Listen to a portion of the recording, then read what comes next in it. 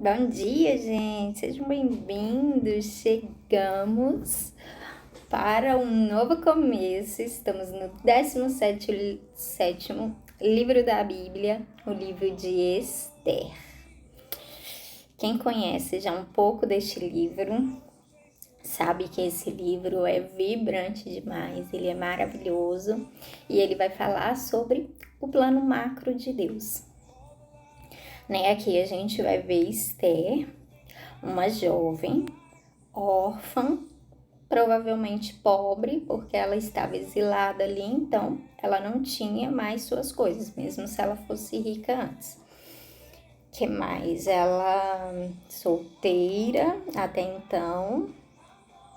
Então, Esther foi esse tipo de gente. Meu Deus! Feliz Dia das Mães, mamãe. Bom dia, mãe. Seja bem-vinda. Não falei ainda com minha mãe, tô falando por aqui. Feliz Dia das Mães. Daqui a pouco eu vou aí te dar um beijo, um abraço, um presente, quem sabe. Um café da manhã é certeza. Vamos lá, gente. Então Esther, ela tá dentro desse contexto aí, né? Em que ela era uma pessoa então que não tinha nada para dar certo, não tinha nada para virar quem ela se tornou. E o Senhor fez a história dela dentro do plano macro dele.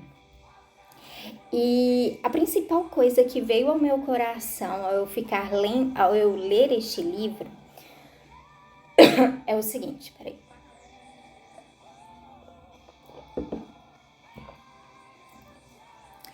O Senhor, Ele ama a gente. Ele está, sim, preocupado com o nosso bem-estar, a nossa vida, as nossas coisas, né? Tudo isso, Ele se importa. Ele ama a gente e Ele quer o melhor pra gente. Mas Deus, Ele está preocupado num plano macro. Ele está interessando no plano macro dele. Então, provavelmente, Esther aqui, provavelmente a gente vai ver em vários momentos deste livro inteiro. Ah, mas caramba, a gente vai falar aqui sobre divórcio, né, sobre separação. Nesse primeiro capítulo, de cara, a gente vê ali o rei Xerxes e a rainha Vasti se separando, porque primeiro que eles eram povo alheio ao povo de Deus. Mas a gente vê isso. A gente vê talvez o machismo. A gente pode ver que algumas feministas vão falar, tá vendo a Bíblia sendo machista? Então, a gente pode enxergar tudo isso e as pessoas virem contrapondo esse tipo de coisa, né? E existem vários contrapontos, beleza. Mas a gente tem que entender que que o livro da Bíblia, que o Senhor, Ele está interessado num plano macro. Ele está sempre... Tipo, gente, a gente vê um dia, a gente vê uma situação, enquanto o Senhor tá vendo todo o resto. O Senhor está vendo, tá tendo uma visão geral, sabe? Às vezes você tá ali, caraca, velho, eu fiquei órfã, né? Esther podia estar, caraca, eu fiquei órfã, o que eu presto? Eu não presto pra mais nada, eu tô sozinha nesse mundo, e isso e aquilo. Ou então, caraca, a gente foi exilado, eu não tô mais em casa, né? Eu sou pobre, se vitimizando. Ou então, enfim. E o Senhor tá virando e tá falando, eu vou usar a sua história para um plano macro, para um plano enorme que eu tenho para o povo israelita. Eu quero usar você, para você ser ser uma remidora de histórias. Então, quando a gente lê esse livro, a gente precisa ter consciência a respeito disso. Que o Senhor, Ele está, sim, preocupado com a nossa história individual, mas, em especial, Ele está interessado no plano macro dele. Ele tem um plano para todo mundo, de uma eternidade. E ele vai fazer com que todas as coisas se convirjam para chegar a esse ponto. Uma das coisas que eu li aqui bem interessante nessa introdução do livro de Esther é aquela primeira parte, né? Aquela parte introdutória daquela minha outra Bíblia, eu achei interessante e eu quero compartilhar. Ele fala assim: existe um longo histórico de matança de homens e mulheres simplesmente porque foram vistos como lembranças ou representantes do Deus vivo, como se, ao matar os que adoram a Deus, fosse possível eliminar o próprio Deus. Recentemente, terminamos um século marcado por um frenesi extraordinário de massacres de Deus. Não é de espantar que Deus continue vivo e presente. A gente tem visto muito isso, né, gente? Eu não sei vocês, mas ultimamente, e desde quando eu me converti, eu me interessei pela igreja perseguida, né? A gente vê aí Israel tendo esses combates, mas não somente Israel, tá tendo na África, tá tendo em um monte de lugar gente perseguindo o povo de Deus, achando, como diz aqui, que matando essas pessoas podem eliminar Deus da nossa história. E não é de espantar que isso só faz crescer, sabe? Quanto mais as pessoas perseguem os cristãos, quanto mais tenta eliminar esse tipo de pessoa do meio, né, eles buscam um jeito de acabar com isso, mais o cristianismo cresce e mais Deus se torna presente em nosso meio e em nossa cultura. E aí vai falar assim, no fim da história, nenhum representante de Deus é morto por causa de uma reviravolta, aqui contando sobre o livro de Esther específico, por causa de uma reviravolta dramática, o plano de Amã fracassa. Mas milhões de pessoas antes e depois de Esther foram e continuarão sendo mortos. Dificilmente existe uma cultura, um século, sem um Amã determinado a eliminar do mundo as evidências e as lembranças da existência de Deus. Enquanto isso, Esther continua proclamando a palavra final e definitiva. Não se pode eliminar o povo de Deus. Não importa quantos sejam mortos, não é possível eliminar as comunidades de pessoas que honram, servem e adoram a Deus espalhadas por toda a terra. Essa continua sendo a última e definitiva palavra. Amém? Com esse início, então a gente vai começar orando para a gente ler o livro de Esther. Quem tá animado? Simbora. Amém, Jesus. Obrigada, Pai. Obrigada porque no início dessa semana nós já vamos iniciar um novo capítulo da Bíblia, um novo livro e um livro onde vai falar sobre o seu plano, Jesus.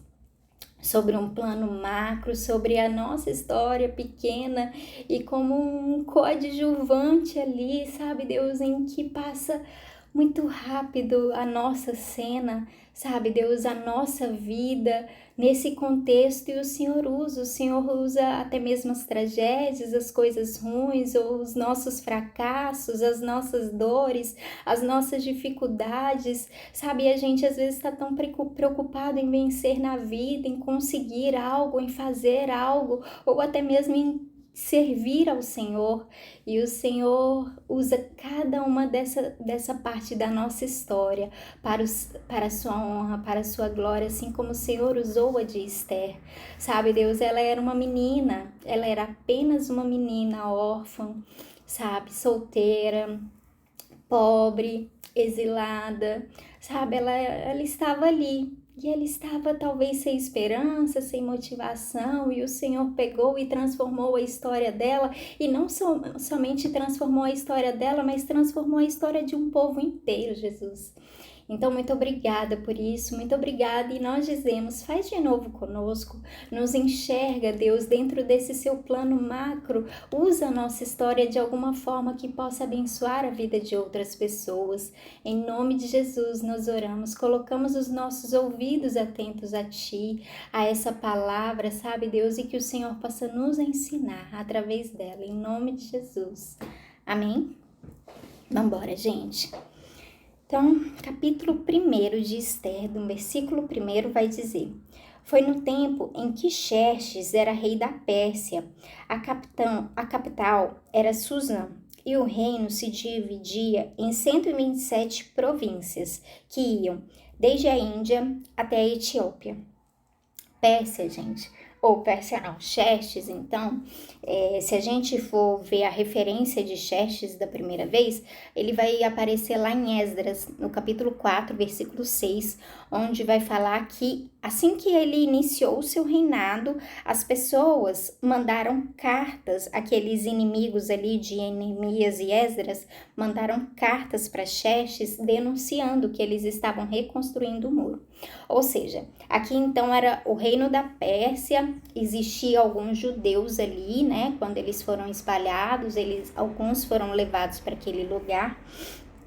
E Xerxes, Xerxes era ali aquele rei e tal, e ele, então, estamos nesse contexto. Nem lá, nem cá ainda, existia ainda israelitas, né, exilados e tal, e estava ali no iniciozinho da reconstrução das muralhas. E aí, beleza, provavelmente, tá, gente? Isso daqui é segundo as referências que eu vou pegando, e aí eu vou... e aí a gente vai tendo essa visão. Mas pode ser que eu me engane em alguma coisa. E aí vai dizer, no terceiro ano do seu reinado, o rei deu um banquete para todos os seus oficiais e servidores. Estavam presentes também os chefes dos exércitos da Pérsia e da Média e os governadores e a gente da nobreza das províncias. Durante 6 meses, Xerxes exibiu a todos as riquezas do seu reino e o luxo e o esplendor da sua corte. Suzã, então, era um lugar ali, eles dominavam sobre 127 províncias, ou seja, era 127 ali municípios, cidades, enfim, não sei. E aí vai dizer que ele deu uma festa em que 6 meses ele ficou recebendo só gente da alta sociedade e ele se gabando das suas coisas, mostrando o reino inteiro. E vamos ver aqui como é que era o reino. E aí vai dizer que no versículo 5, depois dos 6 meses, o rei ofereceu nos jardins do palácio um banquete para todos os moradores de Suzã, tanto os ricos como os pobres. A festa durou 1 semana. O pátio estava todo enfeitado com cortinas de algodão brancas e azuis, amarradas com cordões de fino linho vermelho, que estavam presos por argolas de prata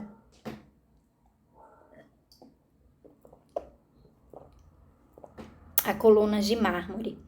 O piso era feito de ladrilhos azuis, de mármore branco, de madre pérola e de pedras preciosas. Nesse pátio havia sofás de ouro e de prata. Os convidados tomavam as bebidas em copos de ouro, todos eles diferentes uns dos outros, e o rei mandou que o seu vinho fosse servido à vontade. Todos podiam beber o quanto quisessem. O rei havia ordenado aos empregados do palácio que servissem a todos os hóspedes quanto vinho eles quisessem. A rainha Vasti também ofereceu no Palácio Real um banquete para todas as mulheres dos convidados. No 7º dia de banquetes, o rei já havia bebido bastante vinho e estava muito alegre. Aí ele mandou chamar os 7 eunucos, que eram os seus servidores particulares. Eles se chamavam Meumã, Bista, Arbona, Bigtá, Abagta, Zetar e Carcas. O rei ordenou que eles fossem buscar a rainha Vasti e que ela viesse com a coroa de rainha na cabeça. Ela era muito bonita e o rei queria que os nobres e os outros convidados admirassem a sua beleza. Mas a rainha não atendeu a ordem do rei e por isso ele ficou furioso. Antes de tomar qualquer decisão, o rei consultava os entendidos em questões de lei e de costumes. Portanto, mandou chamar os conselheiros em quem ele tinha mais confiança, isto é, Carcena, Setar, Adimata, Tarsis, Meres, Marcena e Memucã. Estes eram os 7 ministros da Pérsia e da Média que ocupavam as mais altas posições no reino e serviam como conselheiros íntimos do rei. Ele perguntou: Eu, o rei Xerxes, mandei por meio dos meus servidores uma ordem à rainha Vaxi, mas ela não obedeceu.